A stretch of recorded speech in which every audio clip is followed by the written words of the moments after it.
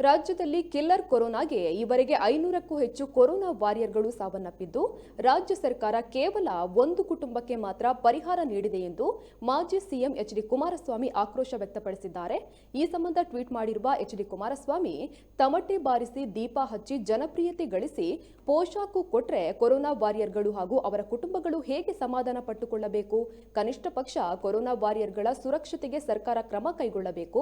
ಅದನ್ನು ಮೀರಿ ಜೀವ ಕಳೆದುಕೊಳ್ಳುವ ಕುಟುಂಬಗಳಿಗೆ ಪರಿಹಾರ ಕೊಡದೆ ಹೋದರೆ ಇತಿಹಾಸ ನಮ್ಮನ್ನ ಕ್ಷಮಿಸುವುದಿಲ್ಲ ಎಂದು ಟ್ವೀಟ್ ಮಾಡಿದ್ದಾರೆ.